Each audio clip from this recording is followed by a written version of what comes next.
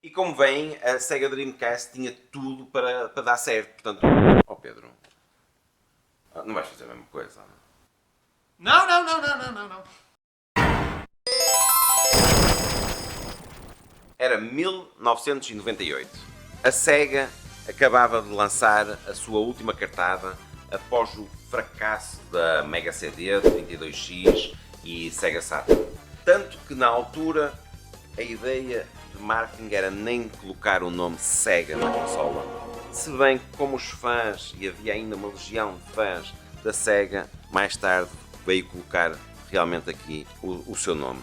Portanto, só depois, passado um ano, é que ela sai na Europa. Se bem que aqui entra a Power Games, aquela loja de jogos que toda a gente conhece, que é nossa, ok?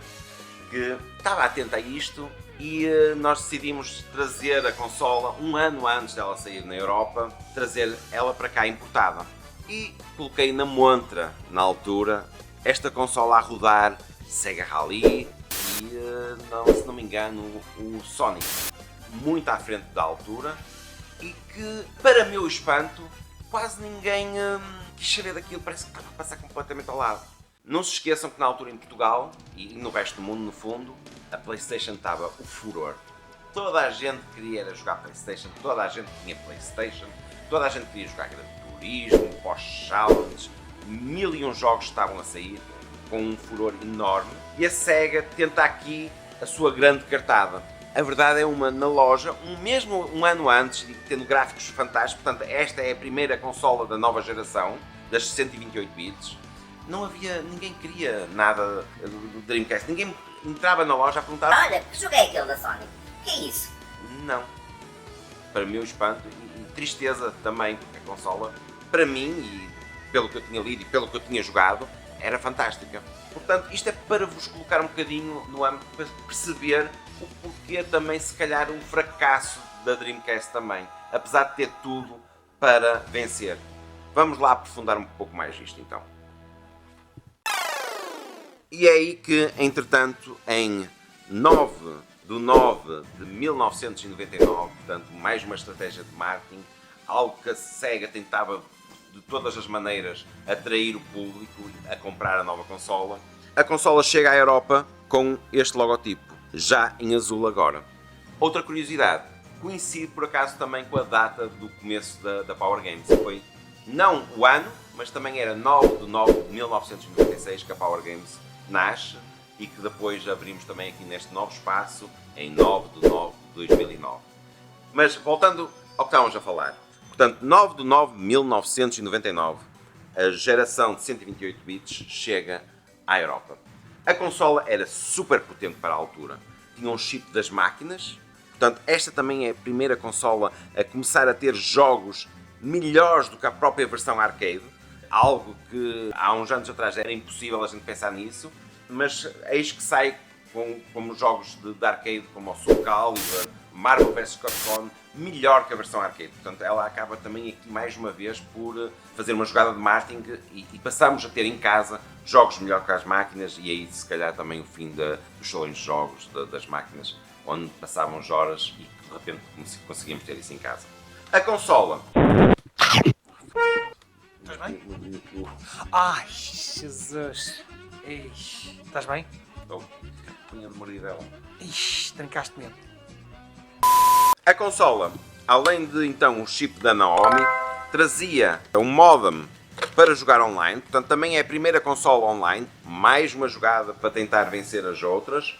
Já trazia as 4 portas para jogar multiplayer. Outra coisa, já que estamos aqui, Microsoft Windows CE, portanto é a primeira vez que vemos a Microsoft também aqui a jogar e a tentar entrar aqui no mundo das consolas e a fazer o sistema operativo base da consola. De resto, bastante aqui condensada, o poder estava todo aqui condensado, tinha vários acessórios, portanto a consola era realmente espetacular. Eu vou-vos mostrar aqui também os diversos acessórios, alguns dos diversos acessórios. Tínhamos um Visual Memory e vou ter que parar um bocadinho neste, fantástico, do melhor. Eu vou tirar para vocês verem. Portanto, podia-se jogar neste cartão de memória, isto era um cartão de memória, mas que ao mesmo tempo poderíamos colocar aqui no comando e ver progresso do jogo, por exemplo no Resident Evil ver os batimentos cardíacos, podíamos pegar no cartão de memória, colocar dentro numa máquina arcade, dava para juntar um ao outro e passar dados de um cartão de memória para o outro, meter no volante, no joystick, no arcade stick, agora não me lembro do nome dos joysticks, que também era espetacular, dava para colocar. Portanto, este Visual Memory era espetacular, o chamado VMU era qualquer coisa. Isto dava para colocar aqui. O comando, pela primeira vez, traz, fugindo um pouco à marca que a Sega colocou dos comandos, que era ter 6 botões, de repente também faz aqui uma mudança e passa a ter 4 botões, isto porque pelos estudos diziam que era para simplificar a coisa, e acho que foi bem sucedido. Tínhamos aqui o analógico, que já tinha saído também uma coisa idêntica no Knights, no comando da Sega Saturn, mas que foi bem recebido. Portanto, tinha aqui os gatilhos também, já aqui com uma pressão de níveis, que era uma coisa também nova. E tínhamos aqui não era Rumble Pack, Pedro, como é que se chamava? Era o Rumble Pack, Vibration Pack, que dava a vibração nos jogos. Eu acho que é assim, não, tinha que ser dos bichos diferentes deste, mas dava para juntar as duas coisas. Este é que é uma versão de outra marca que não da Sega, e eu já não me lembro. Ah não, ele cabem os dois, sim, sim. E aqui estava, portanto, um comando espetacular com Visual Memory e o que é que acham? Top, não é? Voltando aqui para as outras coisas, tínhamos o volante, e no volante temos aqui, vamos falar sobre os jogos de carros. Portanto, tínhamos de repente também jogos das máquinas exatamente iguais às máquinas, ou até melhor. Portanto, tínhamos o Metropolis Street Racing, que tentaria competir, a ideia seria competir com o Gran Turismo, que toda a gente queria jogar o Gran Turismo, era fantástico. Trouxe aqui mais arcades como o Daytona, o Sega Rally, o Sega GT, fantásticos. Crazy Taxi, temos aqui o 2, que era grande jogo, o Táxi Maluco, não é? Grande jogo. Hey, come on over, have some fun with Crazy Taxi! Mais os acessórios, tínhamos aqui microfones. Temos outra situação que ainda há um bocado falei no online, e temos aqui a situação do Phantasy Star Online, que era o primeiro jogo também online, portanto um RPG online, que foi um sucesso. Estamos a falar que era a primeira vez que estamos a ver uma consola com o online, portanto jogar multiplayer, fantástico. Sonic, eu tenho que falar neste jogo, é o jogo que eu mais gosto do Sonic, ok? Para mim diz muito, o jogo é espetacular, uma aventura fantástica, mistura aqui plataformas com RPG, o jogo é algo que eu adoro, para quem nunca jogou tem que jogar este jogo, ok? Continuamos aqui nas máquinas, portanto, estamos a falar que a Sega trazia tudo que era de topo de jogos de máquinas, Virtua Fighter, Virtua Tennis, Dynamite, isto é tudo jogos de máquinas, House of the Dead, jogo de tiros, trazia tudo o que era de bom das máquinas, às vezes até custa a crer porque é que isto falhou, mas é óbvio, porque é que falhou também. A marca estava a tentar dar tudo para entrar no mercado, então o preço da consola saía para a Sega mais caro do que ela colocava ao público. A ideia era realmente massificar e ter os jogadores todos com uma Dreamcast para depois ter jogos. A verdade é que isto depois veio-se a tornar aqui mau. Em relação ao Windows, que falámos ainda há pouco, isso também veio ajudar ao fim da consola, mas já vamos falar um pouco sobre isso melhor. Vamos continuar aqui nos jogos de luta, que também foram topo, aliás, diria que eu penso que é um destes, agora digam-me aí nos comentários, qual destes é que foi o jogo que realmente a Sega fez pela primeira vez um jogo, uma versão caseira melhor do que a versão arcade.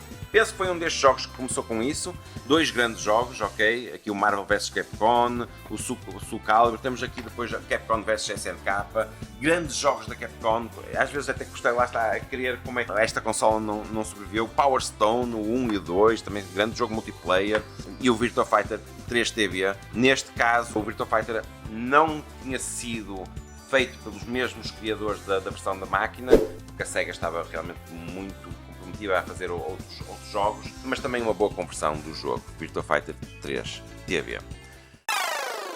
Este era um dos jogos que eu não podia também deixar de falar da Dreamcast, portanto isto era um jogo, e diria que se calhar foi mesmo o primeiro jogo mundo aberto, onde fala sobre um lutador, fala sobre vingança, um jogo que traz também uma coisa diferente, que era, mediante o calendário, a data e a hora do jogo, também isso influenciava aqui durante o jogo, portanto se fosse de noite ele ficava de noite, se fosse inverno chovia, se fosse verão fazia sol, portanto algo diferente e novo, e o primeiro mundo aberto com gráficos fantásticos, era espetacular o jogo, com uma história formidável, que entretanto veio-se a tornar realmente um daqueles jogos que ainda hoje muita gente procura e o quer jogar.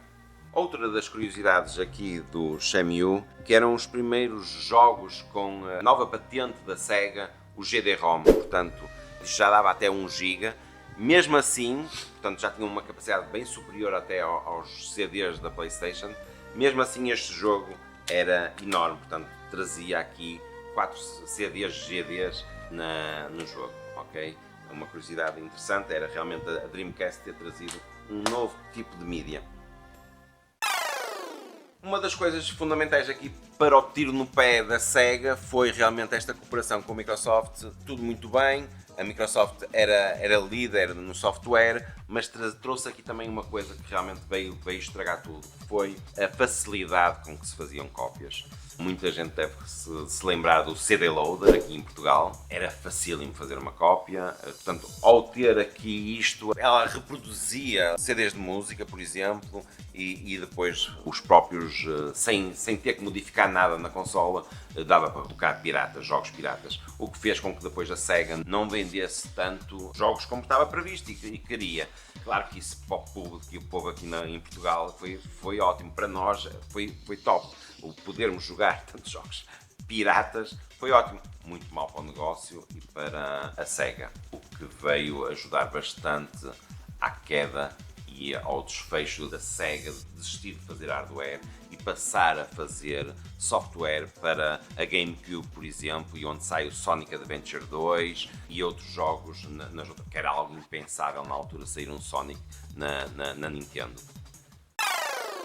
E assim realmente é estranho, e apesar de ser uma das consolas mais acarinhadas pelo público retro e quem gosta de retro, esta consola foi assim que acaba por morrer, apesar de jogos de naves fantásticos e até trazer um Jet Set Radio, que eu esqueci de falar ainda há pouco, que traz pela primeira vez o Cell Shading, que foi a revolução, mesmo assim ela não conseguiu aguentar. Espero que tenham gostado, não se esqueçam de subscrever, isso ajuda imenso o nosso canal para crescer e a trazer cada vez melhor conteúdo para vocês. Muito obrigado pelo apoio até hoje, até uma próxima. See ya! I'm trying to get